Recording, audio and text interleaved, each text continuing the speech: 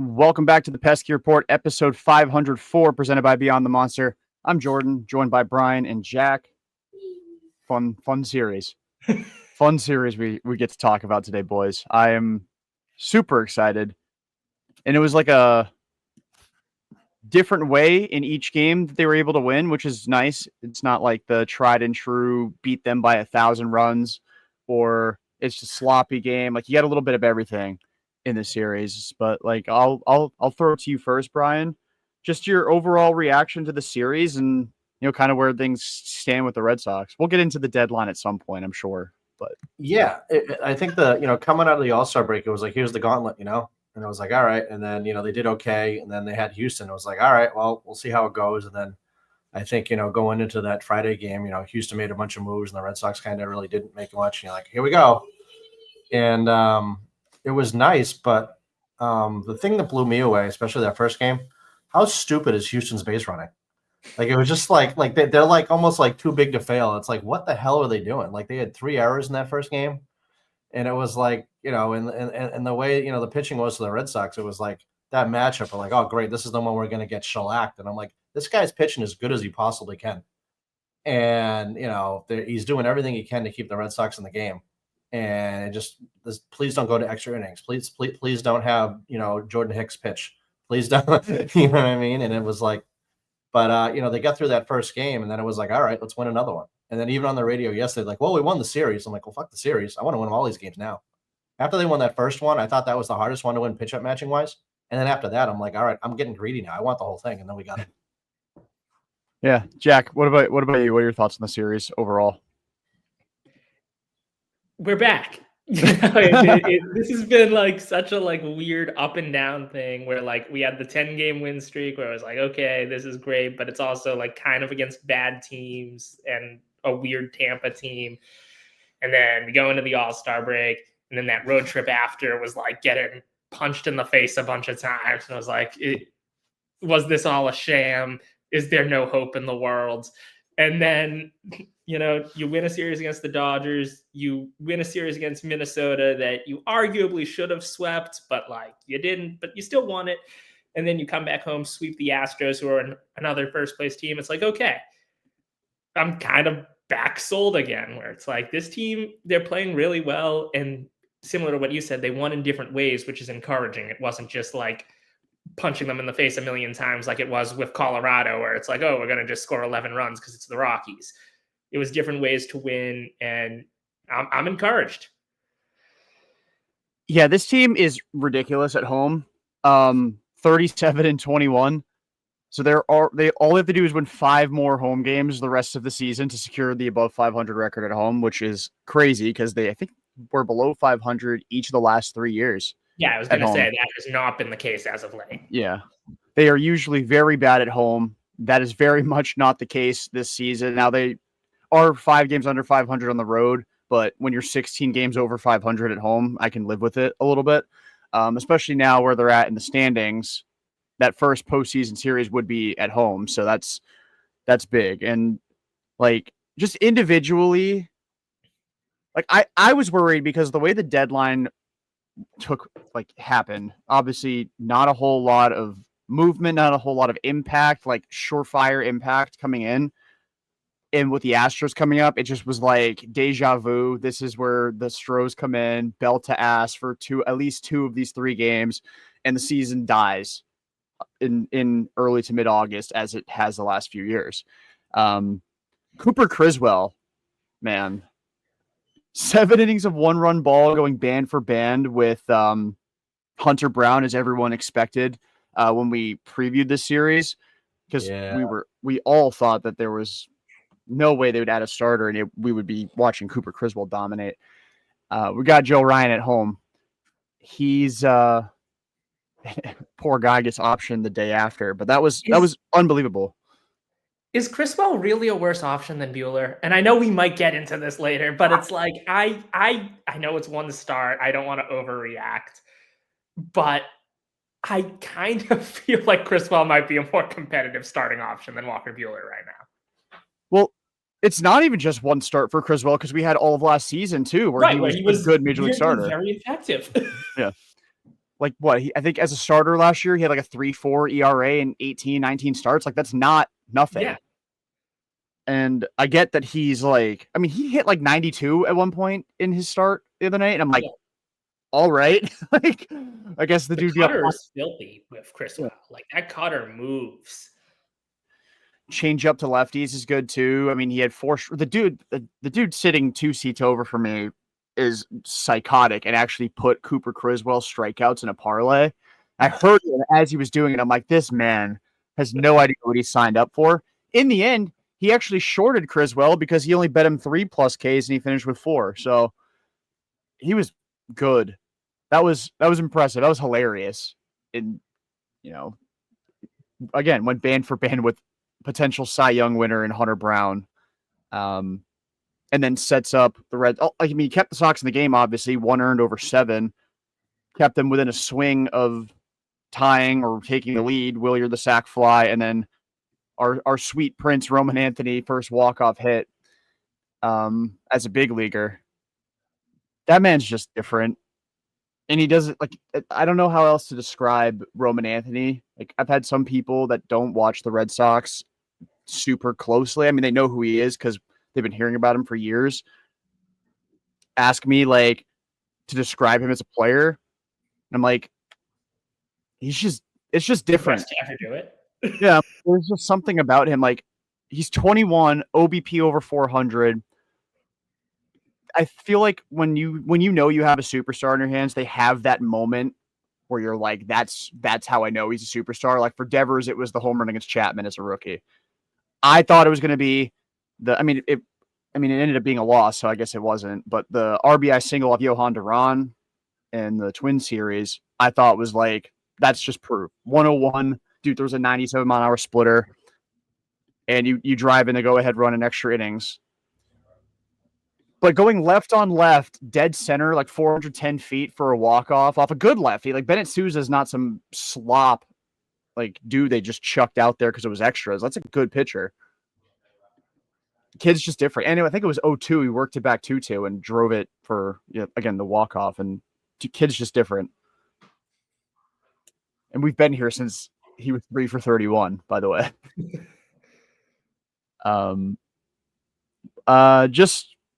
There wasn't a whole lot individually that happened in that game, but like just some takeaways from game one. Brian, what were your thoughts on Criswell and just the game overall? Yeah, I think Criswell was the difference maker because he just held them in it. But then, like I said earlier, the base running mistakes by Houston were just stupid, like really, really dumb. Like what the hell they do? Like they should have won that game because it was like they hit them with the home run, I guess, and they were up 1-0, and then it was they had a chance to pull ahead. I thought they left Brown in too long because he was just tired and he was like giving up these hits and base runners, and then I'm like, they're bringing him out again. Like what the hell are they doing? And then just later on in the game, I think it was like the 9th inning when Story hit that ball. I thought it was a home run. And then all of a sudden it was like, I think it was like by like an inch, it hit the top of the wall. And then something I noticed too, I don't know. I mean, you guys can probably pull up the statistics. They're bunting now, which is like, wow. All right. Like this is kind of neat. And then like that bunt by Rafaela where he fucked it up. And then it's a swinging bunt. And it was like perfect. Cause then you had a guy on first and third. It was like, he couldn't have done that on purpose. Like it was like, holy shit, it was like perfect. Like there's no outs and there's a guy at third, It just kind of, and then Story, I mean, we shit on him all year, and I think we can kind of probably put that to rest right now because he probably leads the league. He probably leads the team in RBIs. I think he's like 5th or 6th in the league. He got his 18th steal, I think Friday. I don't know if he had any yesterday or today, but it's like, holy shit. I mean, if you look at his numbers offensively right now, he probably has batting average and on base range almost identical to like Rafaela's, and within plus or minus 10 points. And for the longest time, and I'll be the first to admit it, all through April, all through May, please let this guy get hurt, and get rid of him like he does every year. he's really holding the team together right now. And I don't know where they would be without him right now. You just look at the every league leader category for the Red Sox, and it's like this guy's having a great season. I mean, he doesn't have a 350 or 400 on base percentage, but he's doing the job. Defensively, I think he's pretty much righted the ship. But offensively, he's kind of carried these teams, and I don't know. He's not going to opt out, obviously, but it's nice that now we're getting some value for that contract, and I'm not worried about it. And I think when Bregman came back, it made a difference. Then I don't know what you guys think, but I really like Anthony as a leadoff hitter. I think it takes a lot of pressure off of Duran, and Duran can just hack and then do his thing. And then because when Duran's on first base, Bregman might take pitches. Where with Anthony, it's like he's not going to run. He's got a hole on the right side. He can shoot the ball the other way. He can pull it. It really changes the offense. And I think that since they had Duran, I want to say Duran's like 6th or 7th in the league, like an OPS or something, like in a short sample size. He's really gone off. And it's crazy, but the injury to Marcelo really opened up the playing time for Duran to be in center, because now you don't have this quasi log jam, and it's kind of worked it out. And Willier kind of always hitting is like 248 again. So you're not, well, I got to get him in the lineup, like you've got some moves to make, and it's kind of working Red Sox right now. I hate to give the team or the management or the front office any credit at all for any of this, but I mean, we're 3.5 games out of first place right now as of this broadcast right now. And, the Yankees could lose today, Toronto could lose today. I'm really, I'm sniffing glue or drinking too much. Or I don't know what I'm doing, but I think it's completely in the realm of possibility, guys. They can win the AL East right now, Yeah, I mean, 3.5 games is definitely not insurmountable for a 2-month span. I think they only have one more series with Toronto this year. So, and they were 10 games back of New York, I guess. What, like 2 months ago, was it, or not even? Yeah. Like second week of June. Yeah, I mean, they were 37 and 36 at one point. Yep. That was when they traded Devers. They had just won 5 in a row, was it, or 6 in a row to get to that point. Then they traded Devers. Obviously, it came unglued for about 2 weeks. Yep. And now they're roaring. I mean, if they win game 1 of this series with Kansas City, they will be 12 games over 500 for the first time since 2021. Like, that's crazy. Not bad. Surprisingly, they actually were 11 games over 500 at one point in 2022, which I learned yesterday. I thought for sure that year, like, I knew they had a hot stretch and then everyone died. Stretch. Yeah. I think in like June 15th or so, they were like 42 and 31, and 42 and 31. They were 11 games over 500. And then like everybody died at the same time. Story, Strom, I think in the same game, and then the whole rotation except for Pivetta, who then went back to being ass. So that was it was a mess. But yeah, for me, it's like you got to eclipse 10 games over 500 for me to really be like you're a World Series contender. They're at 11 games now, and Story is 6th in the American League and runs batted in. Crazy. You take May out of the equation. He's like been an all-star caliber player in 2025. He's been awesome, and I would have like as cool as it was that that Roman Anthony hit the walk-off. I would have been insufferable if Story hit that out off of Hader. I would still be on cloud 9 from it, because is there anybody on planet Earth that would think that Trevor Story, since that Devers trade, would be the better player? No. They're like, oh, Devers is going to go. I know San Francisco, I talked to a San Francisco Giants fan the other day. He's like, well, Devers has got some back issues, but he'll come around, won't be a problem. And I'm like, and I didn't realize how bad their record was since the trade. Are they the worst team in baseball statistically? Yeah. I mean, their record is insane. Yeah. They're like 11 games under 500. Holy shit. Like, talk about man. And I mean, Devers does have, I think he's got 75 RBIs or something. He's got some runs driven in, but addition, subtraction, holy shit. I mean, you guys are old enough to remember when they got rid of Garciaparra, who was having the downside of his career. But it felt like the kick in the nuts at the time. It's like, and people are probably not going to get rid of Devers. People still never get over Betts. I understand that. But it really seems like as soon as they moved on from Devers, there was a little bit of adjustment period. But I don't know if they'd be doing what they're doing now if Devers was still on the team. I just don't know. I don't know if it would work. I mean, people want to overload chemistry, but I'm looking at like the thing that changed. I mean, basically Bregman came back. A few other things happened, but it's all coming up Red Sox right now. I mean, I'm more excited now than I've been probably since 2021. Yeah.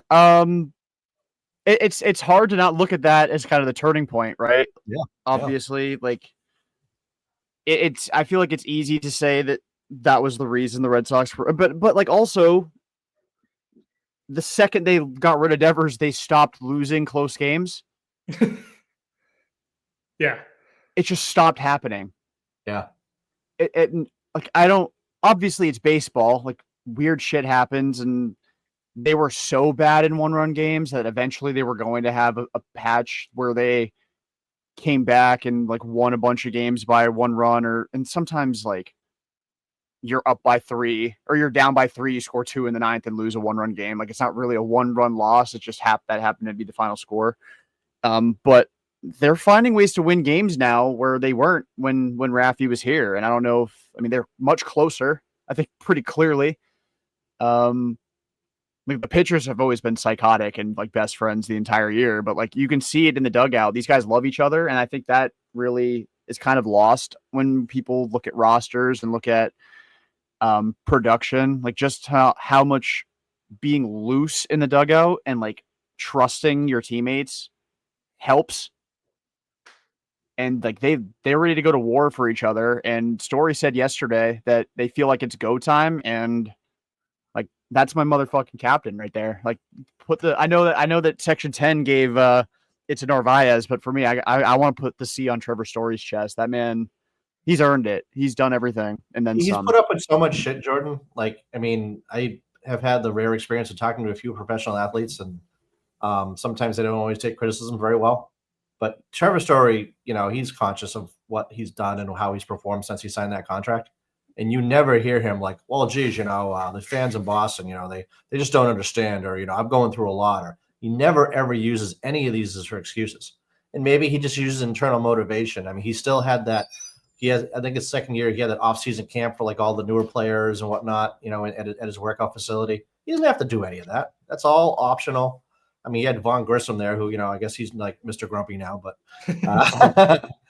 it's just kind of, he hates nice. being in this.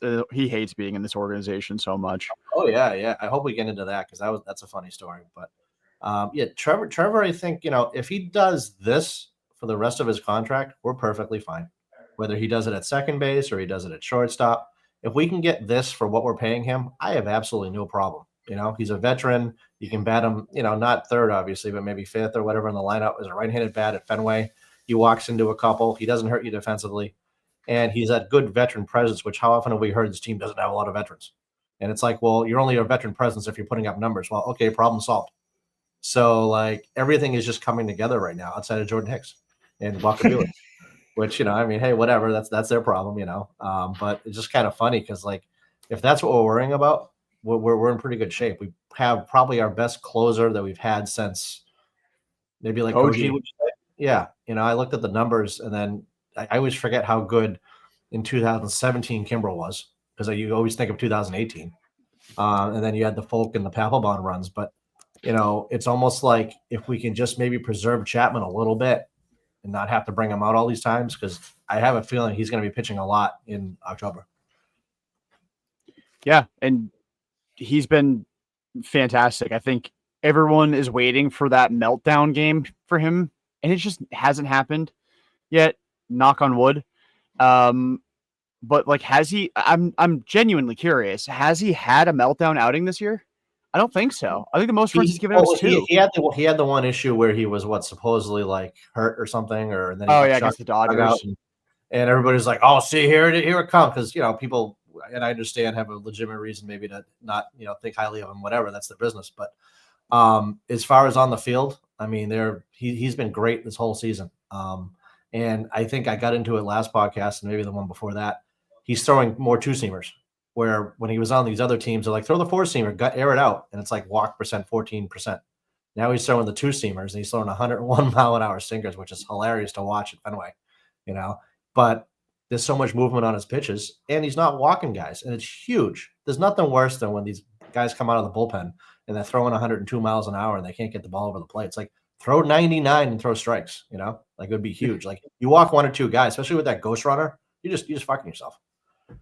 we get the constant reminder too of how much velo with no command sucks because we get to watch Jordan Hicks. Oh yeah. And I saw somebody yesterday talking about how upset they were that Hicks was only throwing like 97, 98. I'm like, dude, it's in the strike zone. Like if he's throwing 102, but he's yanking it to the backstop, like what good is that? It's just a quicker, wild pitch. Like I'd rather him throw strikes and then work his way back up to throwing 102 in the strike zone as opposed to, all right, I got to make sure my velo's up because I'm in the bullpen now and have no regard for command. And yeah, like that was the closest Chapman's had to a meltdown was that Dodgers game where he was hurt, throwing up, and we got a rare good Jordan Hicks outing because Chapman didn't allow any runs in the process. So like his ERA is 1.2. I think he's only allowed multiple runs once all year, and that I actually don't even know if that's true. I don't even know if he's done that. I'm actually going to check that right now. He's only allowed 6 earned runs all season. Yeah, he's allowed 1 run 6 times. He's gotten walked off twice though. That's why I'm thinking he's given him multiple runs. But yeah, he's just been stupid. And I know he did pitch in game 1. Yeah, he did. He pitched the 9th of game 1. Yep. He did, and he's just. I'm getting scared of how much I trust him, like with any situation. Because I know how it's gonna be. It was like Houck last year. Like the one time he doesn't do it, everyone's gonna be like, "Oh, and here it is." The wheels are coming undone, and it did for Houck, and we'll get into that later as well. Yeah. But yeah, I mean, he's been nasty. Weissert comes in, pitches a scoreless inning with another nice play from Trevor Story at short, cutting down the ghost runner at the plate. Yeah. And then yeah, Roman hits the walk-off. Sox win game 1 in 10, 2-1. Yeah. Now, Jordan, you were there. I was there. Jack, you were not there, correct? I was not there. You protested the pitching matchup? Isn't that what you said? I protested the pitching matchup, and I protested Laz Diaz behind the plate at Fenway. Okay. I was like, oh, this can't be good. Okay. I want to make sure that I didn't like imagine this response. I think I did message in the group chat on Friday that you really did want to watch Cooper Criswell pitch. And now I want to keep watching Cooper Criswell pitch, though, is the thing. After seeing it and then seeing Walker Buehler, I'm like, I much prefer the Coop Troop than the Walker experience. So. Oh, here we go. 11:37 a.m. on Friday. Personally patting myself on the back for showing ticket restraint. You know you want to watch Cooper Criswell pitch tonight, Jack.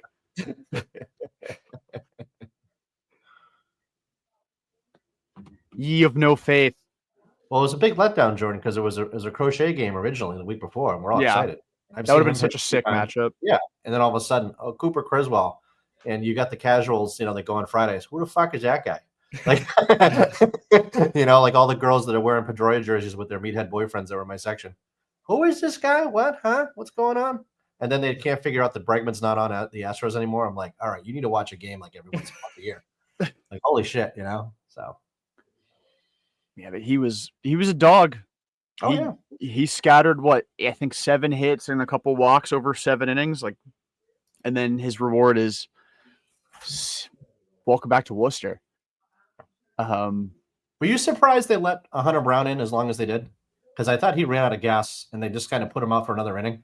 And I really think that, I guess, whatever. it didn't really, it hurt him. It didn't hurt him, but it seemed like they were asking a lot of him. Where I would have took him out of the game a lot sooner than he pitched. I thought he should have been done after he walked Story. Yeah. Like you bring in, I guess you bring in the lefty to face Yoshida, and they counter with Ref Snyder, so you probably favor Hunter Brown against Massa in that spot. And I feel bad for Massa because he's been hit by a pitch twice on 3 ball counts, so he has no walks, but he does have 2 walks, but it doesn't count as a walk.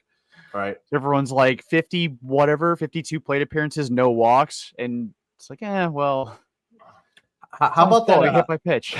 How about that at bat by Abreu where he fouled off 8 or 9 pitches, and then he hit the ball down the line foul, he hit another ball foul, he hit a ball in the stands. It was just everybody's standing up and another foul ball. It was a great at bat. Yeah, I feel bad for him. Getting the strikeout there doesn't do his at bat justice. he teased us 3 times. Yep. Like, Oh, yeah. like, I thought both those balls he hit down the first base line were fair, mostly because people jumped up in front of me and I couldn't see. I'm not that tall. I'm only 6 feet tall, so I didn't have a good view of it. But I thought both of those were fair, and yeah, then he ends up striking out. I mean, that's a tough at bat for anybody except for Trevor Story facing Josh Hader. So he's back. So yeah, Sox win game 1, 2-1. Set up Walker Buehler in game 2. Oh yeah. Jack, you're shaking your head no very aggressively, so I think that's a sign that you really want to talk about this outing from Walker.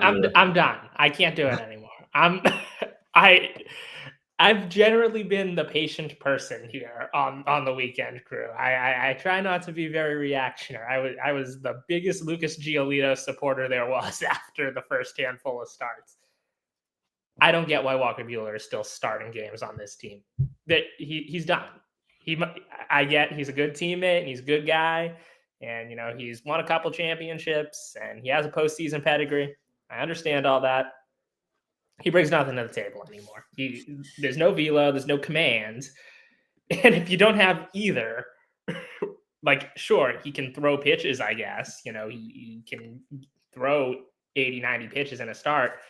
That's cool, I guess. But Cooper Criswell just threw 80 pitches in a start with commands and no velo either. But at least there was command. He knew where the ball was going. So I don't want to see Walker Buehler start another game on this team. And he will. I know he's going to. They're not going to DFA him between now and what he would start in the San Diego series. And with my luck, it will be the game I'm at.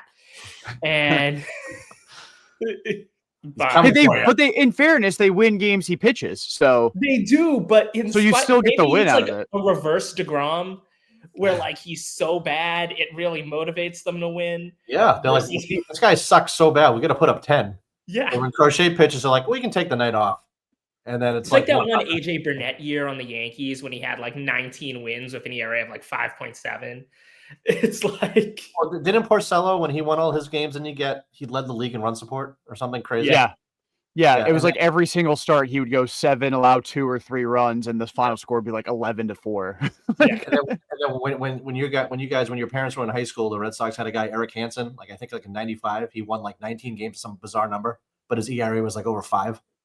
And it was like, how is this possible? But he was getting like 8 runs a game. So it was like, this is not gonna work, But when you get run support, you can pitch like shit, Yeah. I mean, even Garrett Crochet subscribes to that ideology. He's like, I'm going to get my shitters out of the way when we have a 6-run lead. And you know what? Fair enough. Lock in when it's 1-0. When it's 6-0, you can give up a home run. I can't get over, Jordan, that inning where he gave up 2 home runs in the first inning. I'm like, what? Here we go. We're going to get fucked. Here we go. We're going to lose this one. I remember listening to it on the radio. I'm like, great. First inning, 2 home runs. Here we go. I almost feel like Crochet sometimes doesn't do it on purpose. Obviously, giving up 2 home runs is not. But like, he gives up a couple runs, and it's like it pisses him off, and he like just locks back in. I mean, he's only had, I think, 3 starts this year where he's allowed more than 3, and 2 of them they were up by a bunch. I mean, that Yankees game, he got short porched by Austin Wells. I think he probably thought that was hysterical and was like, I am shoving right now, and this jabron just fluked one out of here. And then the Reds game, but they were up by 1 million, so he probably didn't care. But Jack, I mean, you don't think that given the way the rest of the rotation is going, that there's any benefit to just seeing if Walker can click at some point for him? No, I don't. No benefit. It's August 3rd. Like the reclamation project is over. What was it? The 9 hits, the 3 walks. What was it that did you in? Yeah, all of the above, man. It's like once you get past 18 starts, and this is a train wreck. And once again, like it's not like you have no options. Is the thing where like I understand, it sucks losing Dobbins for the year, and I didn't really consider how a viable option this season anyway. Okay. But now he's probably not an option until 2027, and we might not even have a 2020. Yeah, because of the lockout. Yeah. So we might not see Tanner Houck ever again, but. I still would prefer Criswell, or I'd prefer Fitz, or like just give me some. I can't do it anymore. I'm done. Like, there's no reason to have Walker Buehler on this team. You're too good of a team to have Walker Buehler starting meaningful games down the stretch. And I understand he wouldn't start a playoff game, but if you're already trying the reclamation thing with his former teammate Dustin May, I'm not doing two of them. I'm not doing two Dodgers who suck. I'm dealing with one, and I'll at least choose the one who kind of throws hard and is young. Okay. Yeah. Buehler does have a kicker in his contract, $500,000 for 20, 22, 24, 26, and 28 starts. Next start is his 20th. So he does get the $500,000 kicker there. And I wonder if, by the way, it's 6-1 Marlins. Kyle Stowers just homered. Nice.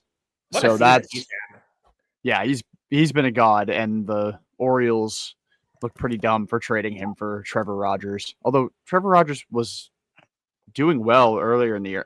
It doesn't matter. But I wonder if it's kind of like next start for Buehler is what? It's game 1 against San Diego. So at least that's what he's lined up to. The game he's lined up to pitch. I don't know if they'll swap him and Giolito to keep Giolito on schedule, but that's his 20th start. And if he gets smoked, then I wonder if that's when they're like, okay, now we'll pull the plug, at least with him as a starter, and then they'll do whatever. Like they'll probably DFA Alcala because I think he has completely fallen out of favor, and for good reason. The last 4 times out, he's been atrocious. And they'll call up either Criswell or Fitz again, or Harrison, but I don't think they're going to call up Harrison. Or David Sandlin. Breslow did say that he does see Sandlin potentially factoring into the mix at some point down the stretch as well, but that's probably more for the bullpen as well. But yeah, no, Buehler was awful. There's really no way else to put it. But so was Colton Gordon, which was nice. I knew the Red Sox were going to find a way to win that game because the first pitch at the bottom of the first was a home run, and apparently Romy was like telling everybody that that's what he was going to do. This team is such a group of LeBron James-esque liars. There's no way that he probably does it every fucking game. And then now that he actually did it, he's like, I was telling everybody before the game it was happening. The modern Babe Ruth. The modern Babe Ruth, Romy Gonzalez. Babe Ruth would shit himself if he saw Romy Gonzalez in person. Talk about the duality of man in one setting. Yeah, Sox absolutely beat the brakes off of Colton Gordon. Abraham Toro included. Righty 2-run home run for him. Story homered off of him. Obviously, Romy homered off of him. Good day for the offense. Yeah, Jack, what's your take on the offense in this game and how they respond to Buehler's existence at this point? Well, yeah, they clearly, once again, it's like it's the opposite of DeGrom. When DeGrom was in his prime and he'd go 11-10 every year, like a 1.7 ERA. I was like, how's this even possible? Sox, they know we gotta score, and luckily Colton Gordon is not a pitcher. Compared to, granted, they got to Valdez in Game 3, but it's like when you look at the other 2 starters in the series, Hunter Brown, Framber Valdez, there's pedigree there. Colton Gordon, not much pedigree there. And so, yeah, I mean, they took care of business, and it's nice to see basically everyone kind of clicking in that game. I don't think Bregman got a hit, and I don't think Jaron got a hit, but besides those 2, I think everyone got on base at some point. So, that's good. It's good to see also, and this continues into Game 3, Cedon's kind of getting going again, which is good because he was kind of going through it for a second. And it's nice to see him heating back up. And I mean, this was kind of the game where it's like, okay, Game 1, they won mainly through the pitching and then Roman coming through. Game 2 was definitely the opposite of that, where they got nothing out of the starting pitching. The bullpen did their job completely on the whole. Alcala, maybe not, but on the whole, bullpen did their job. But this was very much an offense and bullpen bailing out a bad start, which if it's a Buehler start, it's probably going to be a bad start. Yeah, I don't know how he somehow gets through these outings with only allowing 3 runs. It's like Cora has like the perfect gauge of when to pull him, because even like against the Dodgers, I was amazed he went back out for the 5th. But then Cora took him out and he had like somehow 4 2/3, 3 earned or something. And I'm like, that's just not indicative of his performance at all. Also got the Red Sox debut of Steven Matz in this game. He struck out Altuve on a sinker that was above Altuve's head. It was 5'3" off the ground. Yeah, it was above his head. Yeah. But I mean, I am just glad he did not have an absolute meltdown in his Sox debut. I don't know how this 10 years going to go, but at least it got off to a good start. That's all that really matters at this point. Because can't untrade for him. Just like I mean, apparently, if in the world of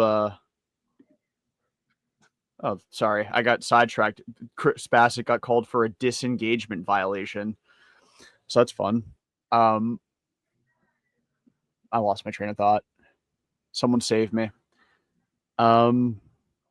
Yeah, you can't go back and have a more productive deadline than what's already happened, and now it's just a matter of hoping these guys actually perform.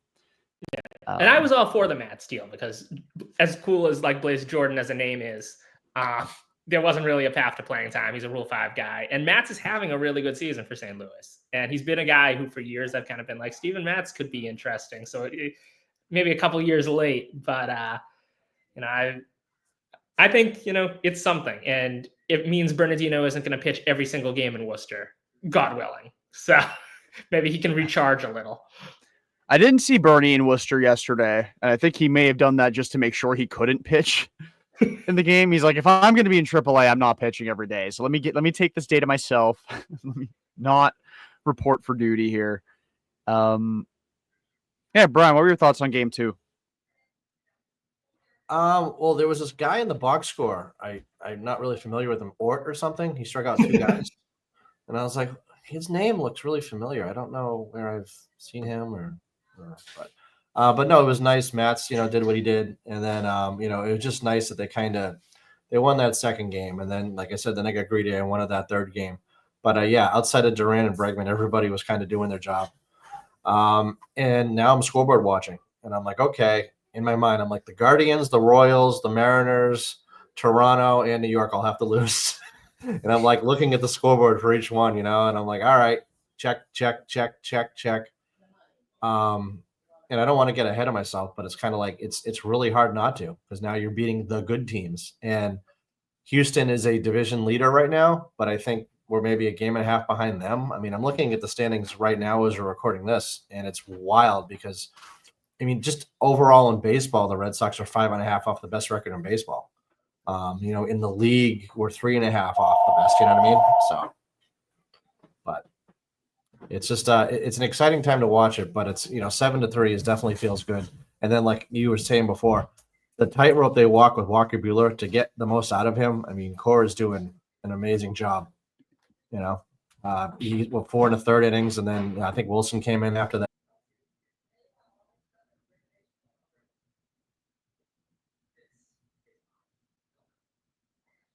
Sorry, my Wi-Fi crapped out, and I think the recording also crapped out for a sec. We're back recording. I apologize, Brian. I think I cut off probably half of what you said by mistake.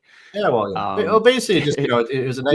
You want to go back and like not, you don't necessarily go word for word there, but yeah. It was just nice to that a 7-3 win was nice. Like Jack said, that without Bregman hitting and Duran hitting, but everybody else kind of did their job. And then we get to see some really good pitching there, and just walking the tightrope there with Buehler was kind of nice to see, because I don't think I would have been able to do that. So we're a mess right now. Yeah, we're a mess right now. This is what happens when there's an 11 a.m. game. What's going on here? I don't know how people deal with the West Coast. Yeah, seriously. Imagine if Bailey had to record today, because she is out on the West Coast. She'd be starting the recording in the morning, her whole Sunday ahead of her. But they hired her, I think, at the front office. She decided basically that Roman Anthony's going to get a 19-year contract for $40 million a year. I mean, I thought that was a great move by her. If she can pull that off, I'm all excited for it. I was thinking, we were talking about it on the weekday show, and I think it would be what is stopping the Red Sox from being like, let's be the first team to give out a 20-year extension. I think Rob Manfred would actually kill Craig is the thing. Which, depending on my feelings on the day, sometimes I'm okay with that.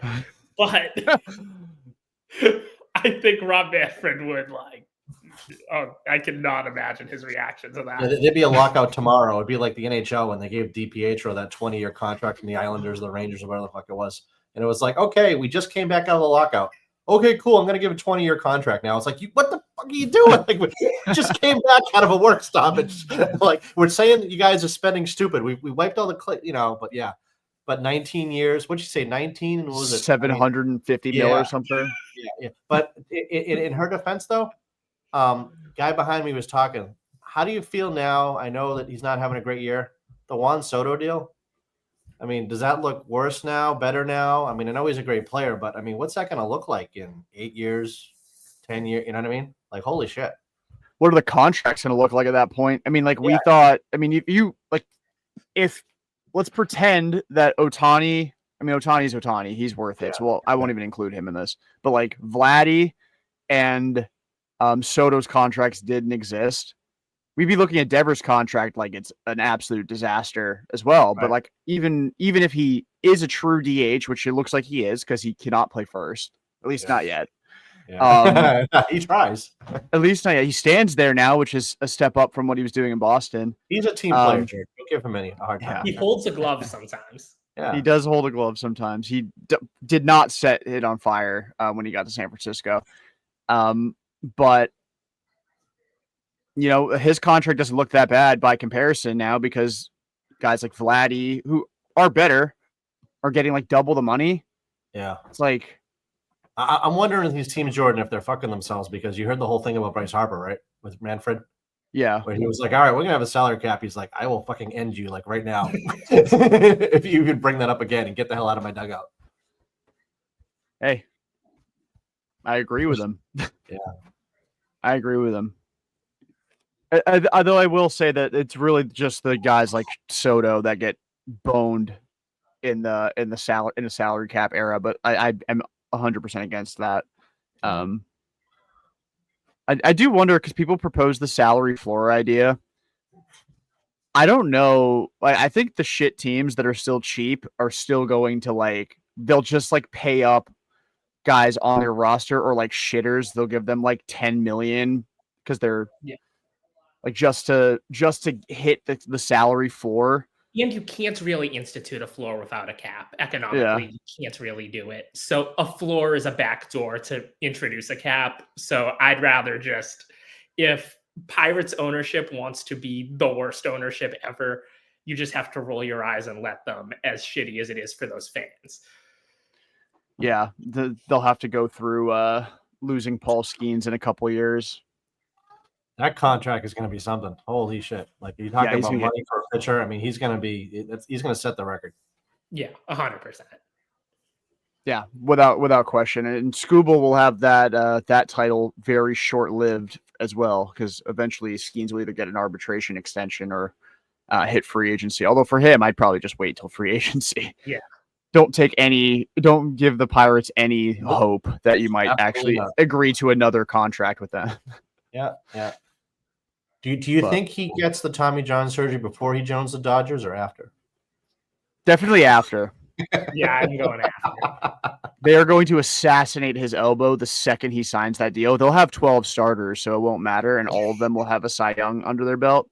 Him and Blake Snell will hang out together and be like, listen, this is how you have a long career in Major League Baseball. I won Cy Young awards in both leagues, let me tell you. He's going to have one of the funniest Hall of Fame cases when his career is over. 2 Cy Youngs, but like 600 career innings. Because he's either the best pitcher in the world or not a pitcher. But yeah, Sox win game 2, 7-3. Chapman gets his 20th save. Brings us to game 3, which was hilarious also. Framber Valdez, I don't think I've ever seen him melt down like that, ever. Like, he was running for his life. He got so rattled by Wilyer Abreu dropping down the worst bunt, maybe in MLB history, that he missed it. And then he was so rattled that happened that he let Connor Wong get an RBI. but not on a hit, which is but important. not on a hit because this is 2025 and we have standards here. But yeah, what a game. 11:35 start, so we get to record and be almost done at 3:00 in the afternoon. Nice. Love to see it. No, I kind of like it, honestly. I kind of like the early start. I think we could do more of these. It's easy to say that when you're 2-0 in morning games, though. As the Lucas Giolito, I'll let you take the reign on Lucas Giolito here as well, Jack, because you are, like you said, you're the patient one with him, and you've been more patient than anyone should be or had been with Walker Buehler. I think everyone kind of is done with him at this point, except for the Red Sox. But I'll let you take the lead on Giolito. What'd you see out of him today that was nice? I mean, it's just with Giolito, this is just who he's been for the past like 2 months at this point, where it's just like he shows up or at least like month and a half, I guess, is more the actual time range. But it's like he shows up, he gives you innings. He really, he'll make a couple mistake pitches and sometimes he gets away with them and sometimes Carlos Correa nukes them. But on the whole, I think it was Carabas who tweeted this earlier. It's kind of like, there was a lot of, you need a number two. Giolito has kind of been a number two for you. And, it's not wrong. And I mean, Dave O'Brien seems to be a big fan of his family. He really loves to talk about that. And he's pitching great, and it's nice that they have that club option because I don't think he's going to get to that innings number, and getting him back next year would be, even though, a game like today, obviously, gets him a little closer to it, throwing 8 today. But it's like, if you can get Giolito back on a $14 million club option, things are feeling really good about that. And yes, please. Yeah. And I mean, Grant, like, I am super curious what Giolito would get on the open market after this season. I feel like he'd get like a damn good payday because more than 14. Yeah. Yeah. Oh, definitely. Probably double that, or at least like 25, I'd say. Probably on like a 2 or 3 year deal. It's like he's pitching great. So it's nice to have him in this rotation. Also, I've heard glowing things about him as a person, which is good. Seems like everyone really likes Giolito, the human being. So if he wants to shove and be just a really liked guy, both by teammates and people in the organization working for the organization, fine by me. What is that innings number? Jordan is Jack. His only motivation is so that he pitches better in person, so that he's better in the video game. Yeah, his inning number is 140 that he needs to hit. It's at 95 2/3. He might hit it. He could, especially that's only 44 1/3, and he's got what, like 7 or 8 starts. He's in the ballpark. He's gonna get it, and good for him. Like he deserves the ability to. Sorry, I'm turning my monitor down so I can actually watch the Yankees lose.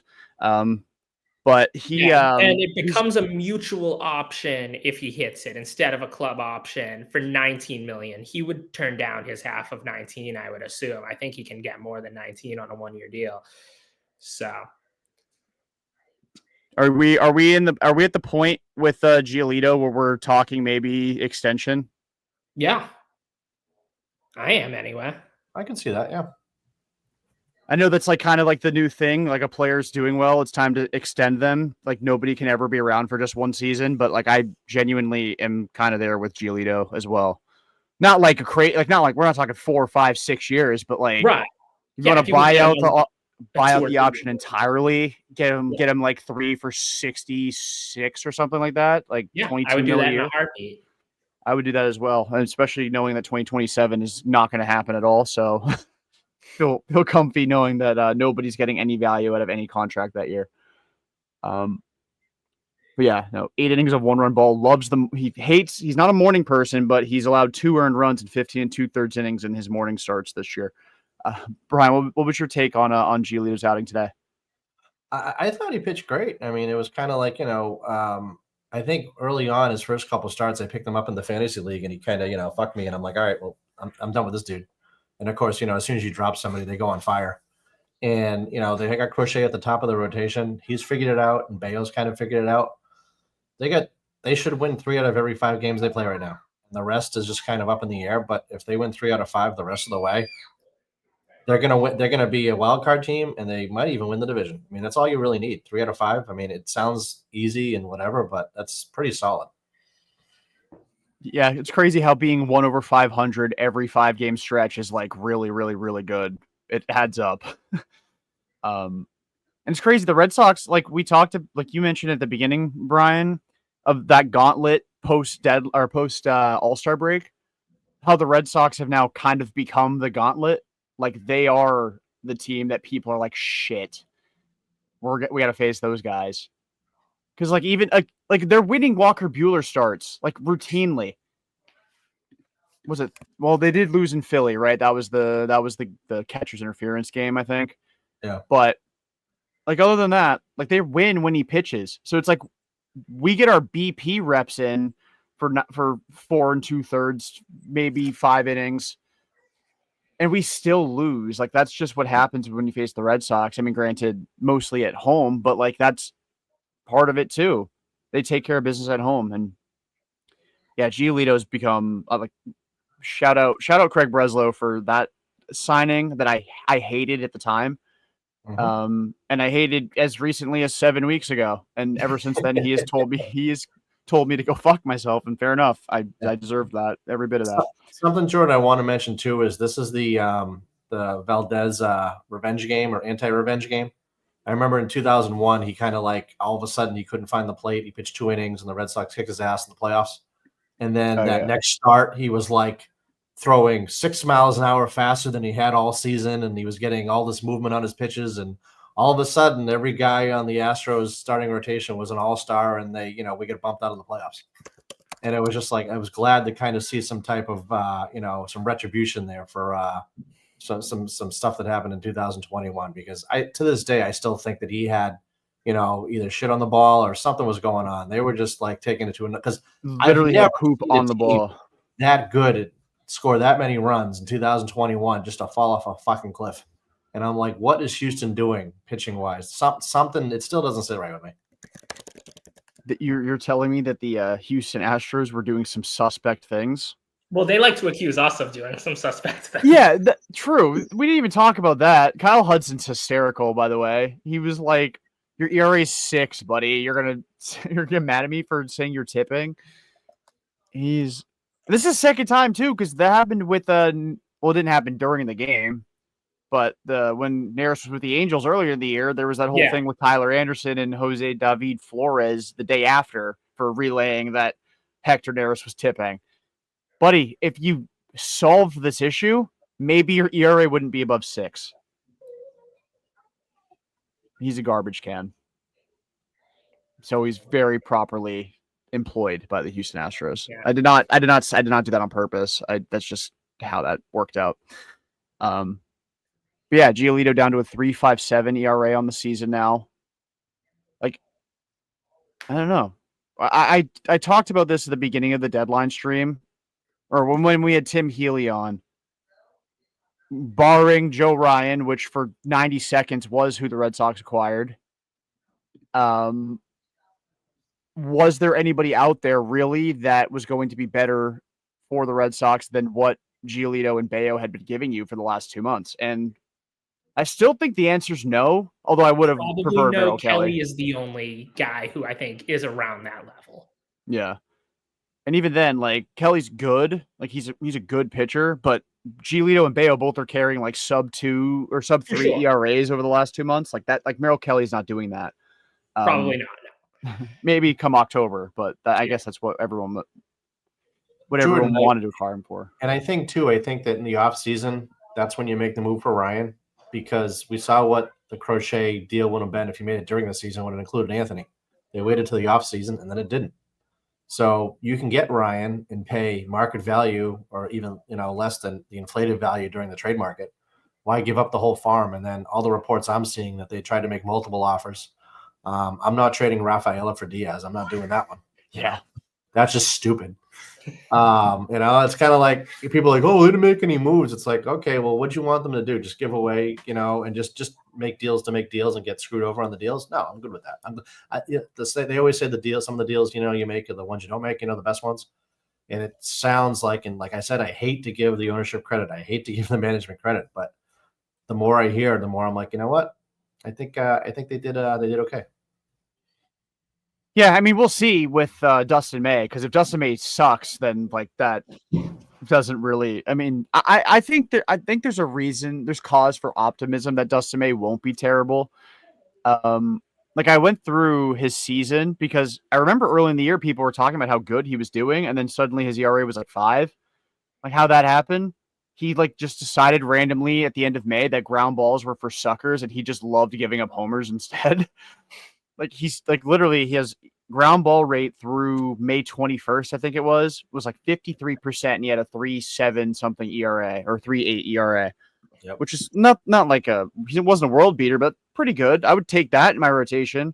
Oh, yeah. Since then, his ground ball rate's like 36%, and his ERA is like 5.7, 5.8. It's really bad. Yeah. So like, and it coincides with him throwing his sinker less. Now his sinker's bad, but he's throwing his sinker less and his cutter more. But his cutter is awful. Like up there for worst pitch in the sport. Like I'm pretty sure opponents are hitting like 500 against it. Last I checked, or maybe that was just the slugging percentage. But it gets destroyed. Well, want to know who he could work on with that? Cooper Criswell. We need to get him back in the majors. Get him back. Get him back. Let me look at this real quick. His cutter, opponents are hitting 520 with an 840 slug on his cutter. Wow. That's some wiffle ball numbers there. That's what that is. Yeah, his sweeper 217 with a 325 slug, his four-seamer 111 with a 206 slug, his sinker 285 with a 589 slug, and his cutter is just BT. Is there a way, Jordan, to look up the worst pitch in baseball, like who throws it, like as far as percentages? Is he number one, or can you do that? I can see for run value on pitches, who but the biggest dog shit pitcher is in Major League Baseball. Yeah, let me see if I can get that. Jordan Hicks. Sorry. Jordan Hicks. Or who was the guy that was throwing 100 with the Reds? Who basically Bregman had the iPad and he's like, "This is what he's doing. This is what he's going to throw." Oh, Chase Burns. Yeah, he's going to be up there, right? Because if he's gone off every that pitch. Yeah. It's funny you mentioned that, Jack. I'm looking at run value right now. The top. So I'm looking at the top 7, 8. The top 8 for worst pitches.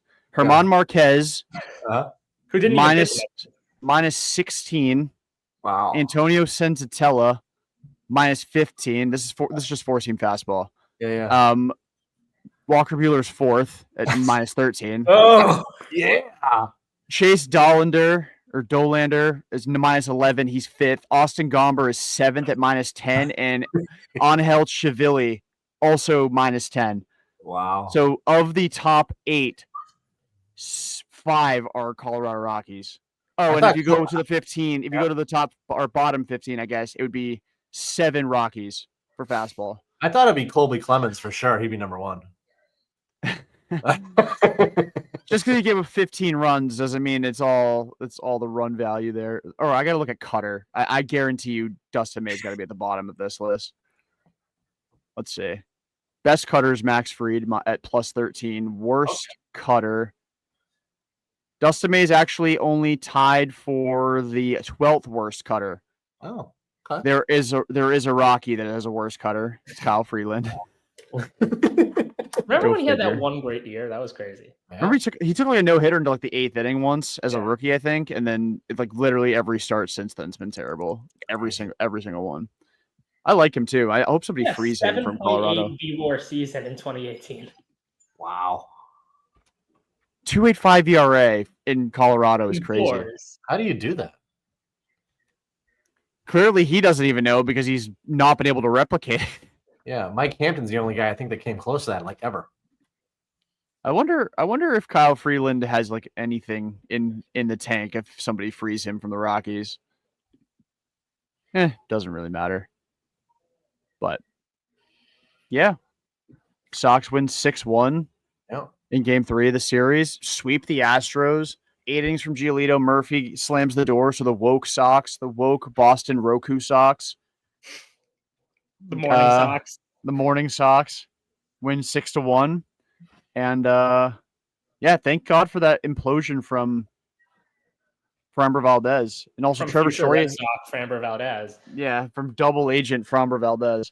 Trevor Story's OBP at one point on the season was at 300 today. He did get it to 300. I'm taking that as a win. I don't care where it finishes. It hit 300 again. We're back. This was my World Series. And yeah. What did his final numbers look like during the end of the season? If you had to speculate, what is he at the end? I would like to think he's going to get to 25 and 25. I know people are easy. 20 and 20 is going to happen, barring injury. Yeah, within the next week or so. Yeah, he's at 18 and 18 now. So 20 and 20 is going to happen. 30 and 30 is a long shot, but you want to talk about me being insufferable? Dear God, let that happen. But 25 and 25. It probably would have. Yeah. For sure. I mean, he'd already probably have 20. He'd probably be getting close to 25, 25. Right. With a bad May. Who has a higher OPS in the season, him or Rafaela? I'd probably still lean Sadon. Okay, but close, right? Yeah. Close. I mean, I think Trevor's trailing him by like 20 points right now. But who's going to finish with like more? I think Trevor, because Trevor doesn't get a lot of base hits. It's like damage or strikeout or like weak pop fly. Sadon isn't always like the dude who's hitting a million home runs, but he gets a lot of games like today where he like doesn't necessarily. He did hit the crap out of the ball once, but he doesn't hit the ball super hard, but it like finds green, which I know is like his bat to ball is just better, so he's gonna put himself in more positions to actually get hits than Trevor does. But it will be close. And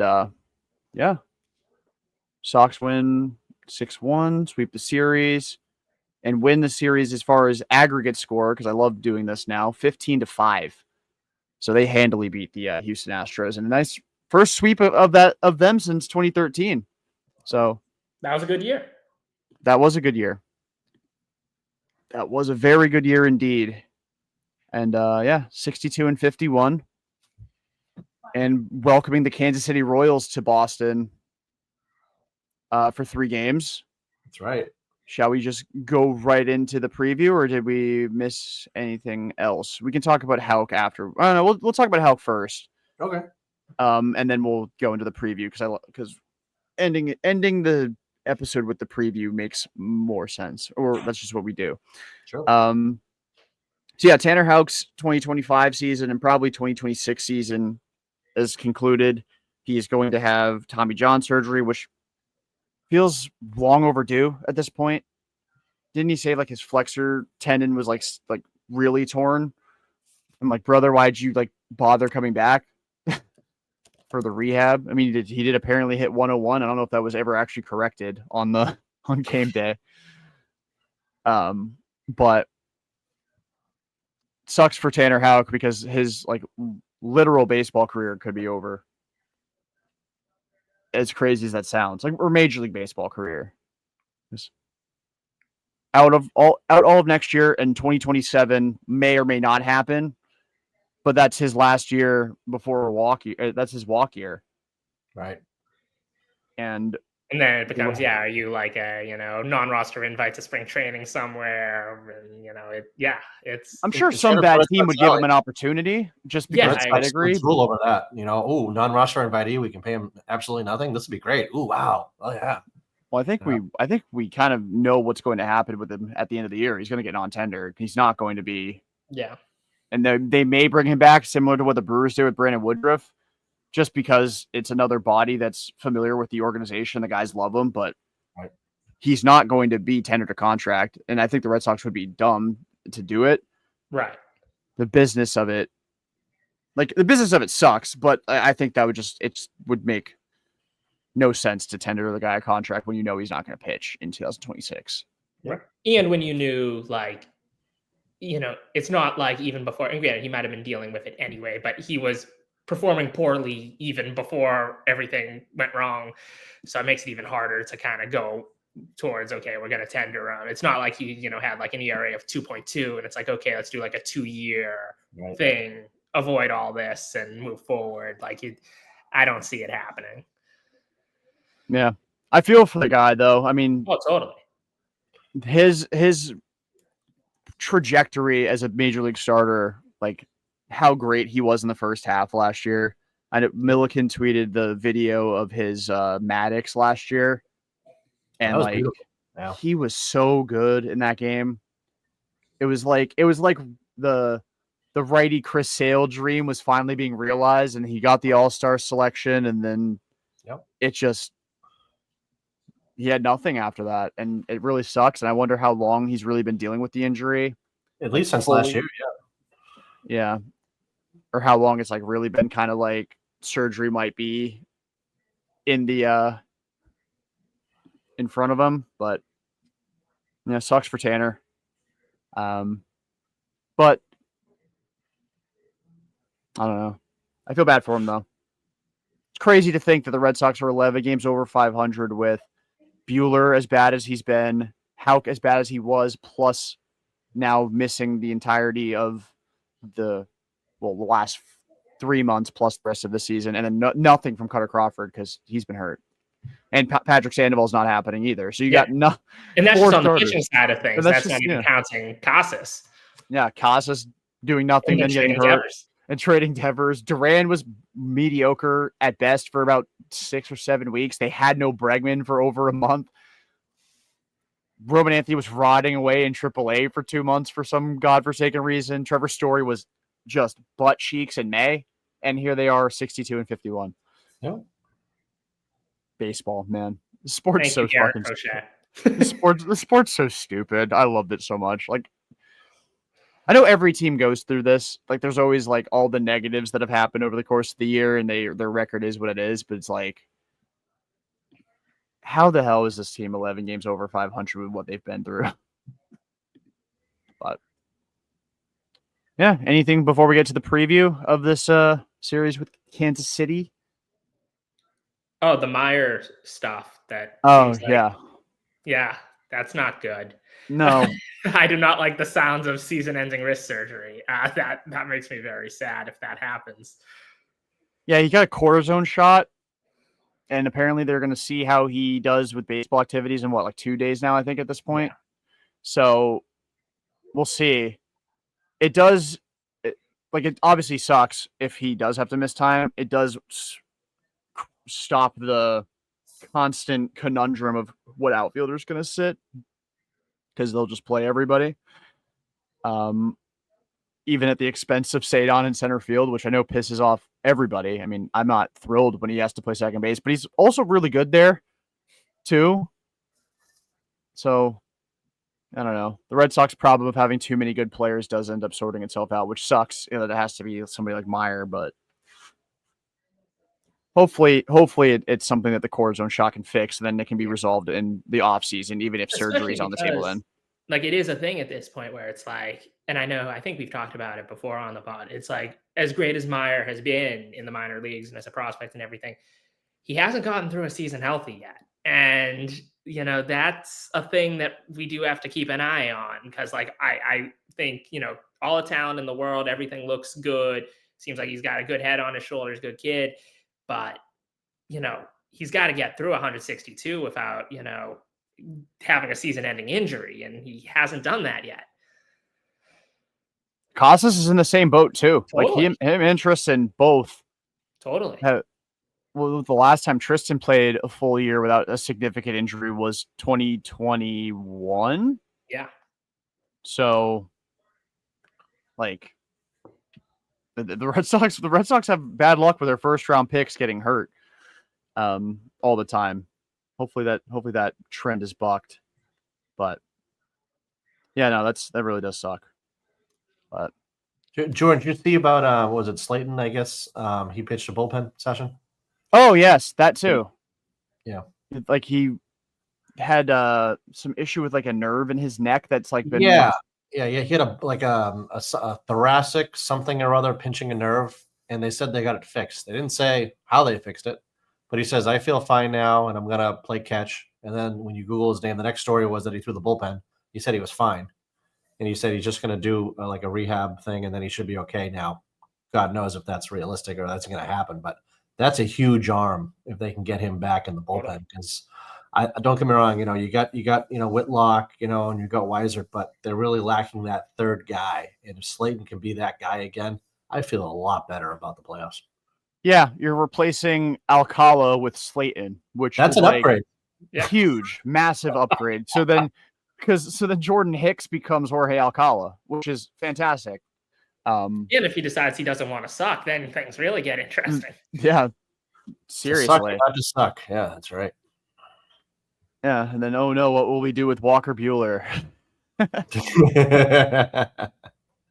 you think we could scrap him for parts?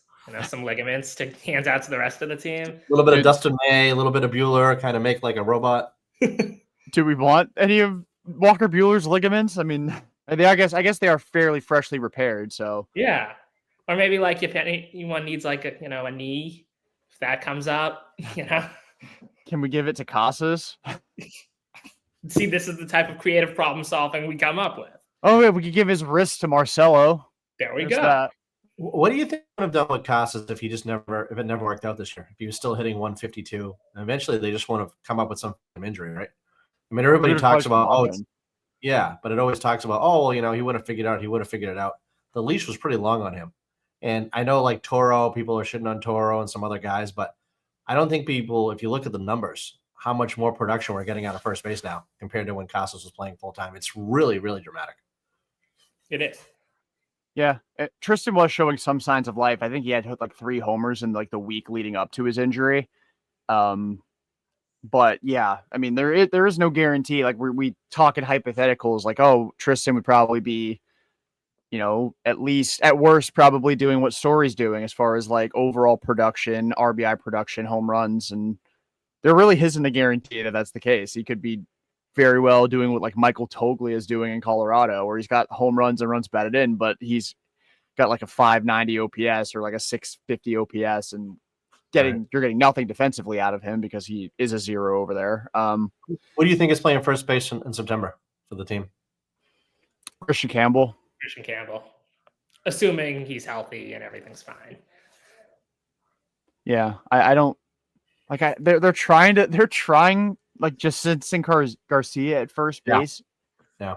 Why? Roadblock, just he's going to be in the trade for Ryan, right? At this point, is that like a foregone conclusion? They're going to want him. Well, they didn't want him. They didn't want him a few days ago.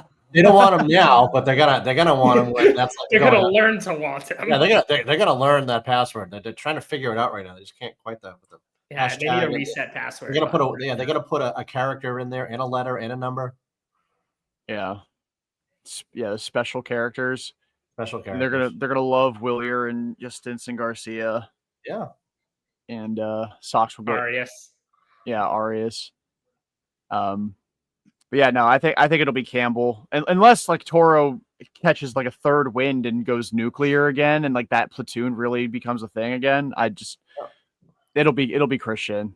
Yeah, especially assuming Meyer doesn't come back, then like they're gonna have more days with Romy at seconds, and so that'll also be a thing. Versus where like if Meyer is fine and is back in the picture, Romy's probably getting more even split between first and second. So okay. Yeah. All right. Series preview with Kansas City, who is currently down 2-1 in the bottom of the 7th to the Toronto Blue Jays. So they may be 55-57. They may be 56-56 when they come to Fenway. Oh my God, I always forget to have the start times up. Oh, we're good. I still have the tab open. We're chilling. All three are at 7:10. All three are at 7:10. Game 1, we got Brian Bayo on the mound, 3.19 ERA versus Bailey Falter, 3.73 ERA. It is Falter's first start with Kansas City since getting traded there from Pittsburgh. Yeah, what? The Falter trade. Oh, in the group chat. Oh man, I think he like light the Sox up a couple years ago, and he was with Philly still. Like they just couldn't. Like he's like an extension demon. Like he's like gets like 7 I don't know. He's like 95th plus percentile in extension. And he's put together a pretty nice season. Game 2, we got Garrett Crochet against Ryan Bergert, just acquired from San Diego for the Kansas City Royals. He's got a 2.78 ERA, Crochet 2.23. Also, Bergert's first start with the Royals, who bought because baseball is dumb. Game 3, the Red Sox debut of Dustin May, 4.85 his ERA going up against old friend Michael Walker, who's got a 3.38 ERA because he, for some reason, refuses to regress. 2022 was his Beltray year, and now he's going to go have a Hall of Fame career as a Kansas City Royal.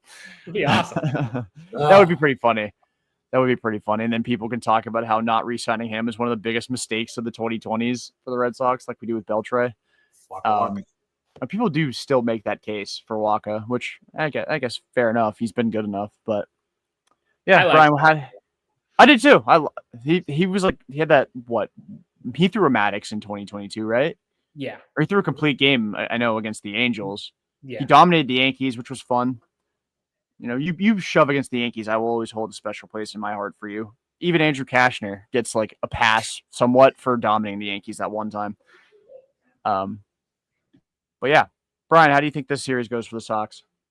I think you go 2 or 3. I think Bayo will pull it out. O'Shea will do his thing, and then May, it's his first start, and for the Boston Red Sox. So of course he's going to pitch fucking awful, so people can just complain about it. I mean, that's just kind of the MO right now. And then people will dump him off their fantasy team, and then he'll light it up the rest of the season. That's how it is. So 2 or 3. I'm looking at 2 or 3 right now. Yeah, because Walker will do all right. I mean, 3.38 versus 4.85. It's just the numbers don't look good, but I wouldn't mind a sweep, but I just don't see it happening. Yeah, I got you, Jack. What do you think?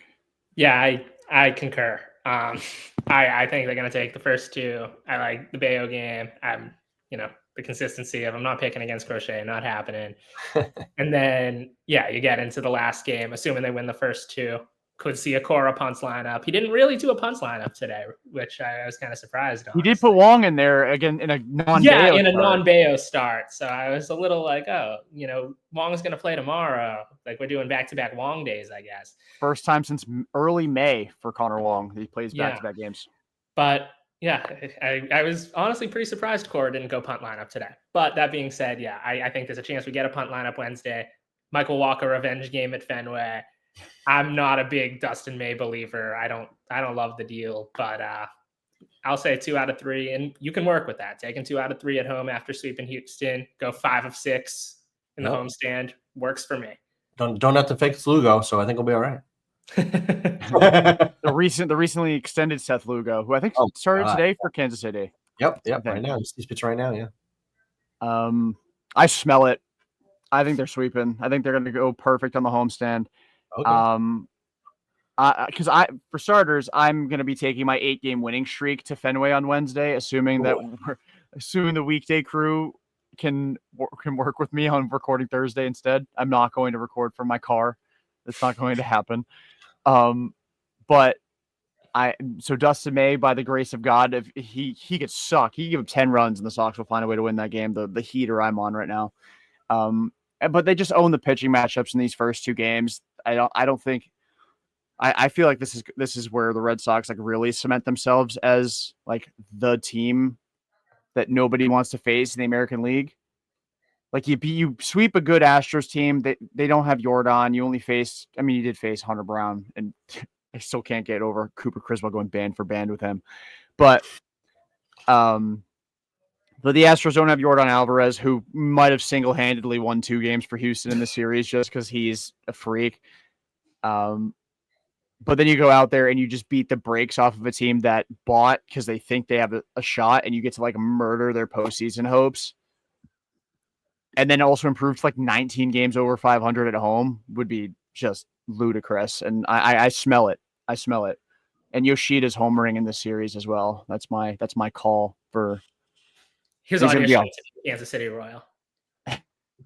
He does love facing the Royals. I feel like he homers every time he plays against Kansas City. Which I think has only been 3 times in his career. So that I think he's at least 2 of 3 in that regard. But yeah, So we got two out of 3 and 1 sweep for the Red Sox.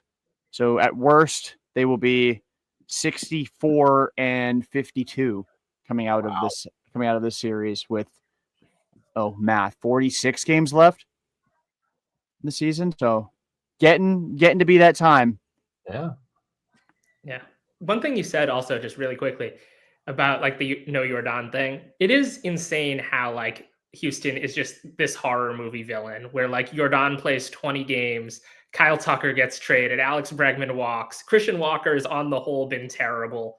They're still in first place. Nothing matters. It's they're just gonna keep doing it. It's like, how is this even possible? How go away? Like leave. Yeah, they refuse to. I mean, it's because the rest of the AL West likes to troll. I mean, you get two unserious franchises, although the A's maybe are slightly more serious now that they're not in Oakland, which is evil but true.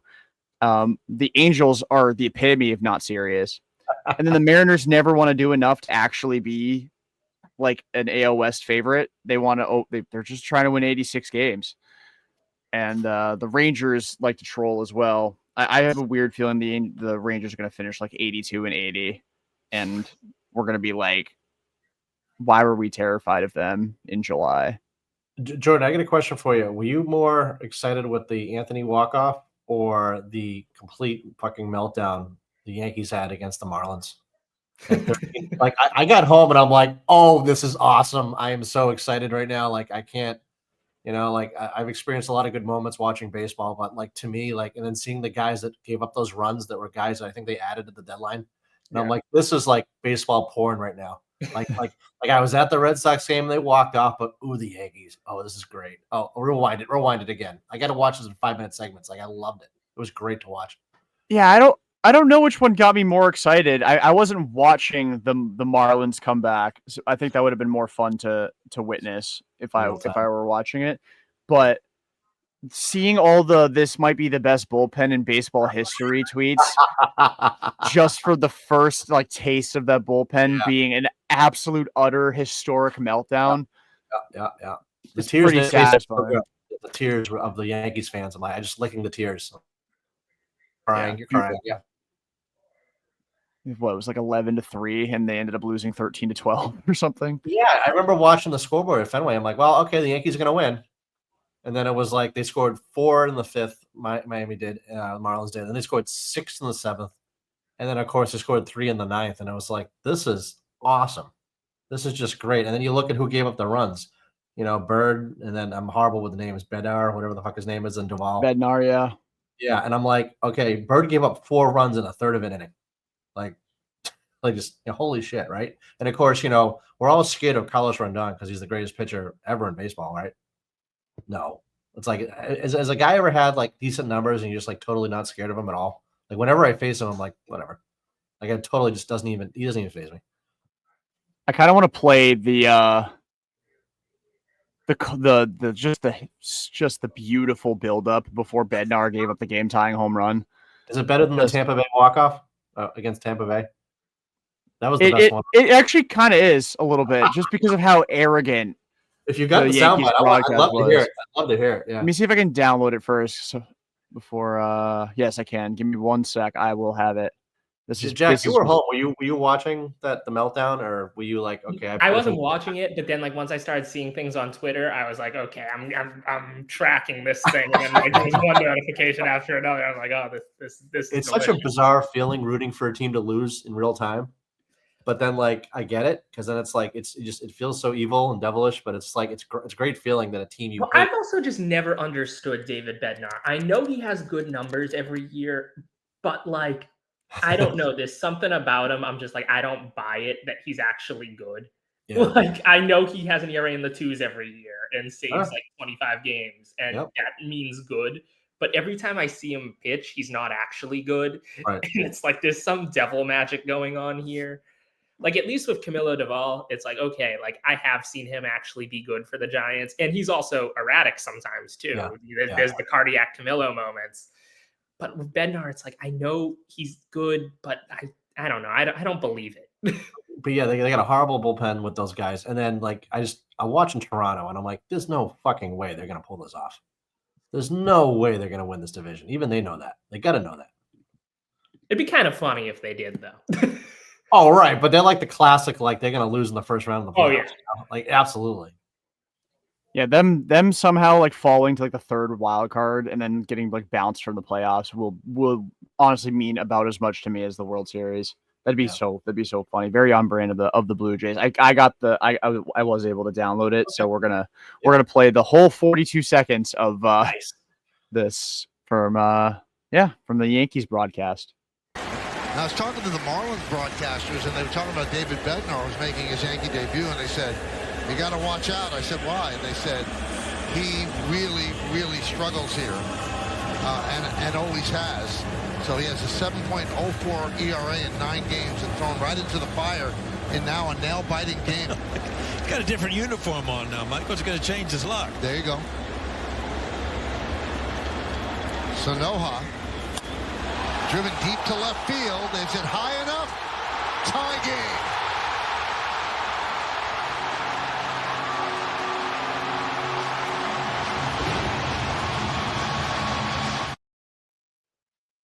And then the cut to Jake Bird, like on the verge of tears in the dugout because he also was just a train wreck in his outing. Right. Just, poetic. I love it so much. It's beautiful. Love it so much. And they're now down 6-3 in the bottom of the 7th to the Marlins, who are on the verge of sweeping them. I hate to see it. Yeah, it's honestly probably the worst thing that's ever happened to me for sure. I wonder Maybe how in many. human history. I wonder how many Yankees fans moved to Florida the past like year and a half. They're now at that game right now. They're like, oh, we're going to see the Yankees. And they bought tickets. And now they're watching this and they're just crying in their seats right now. They're going to learn to respect Edward Cabrera.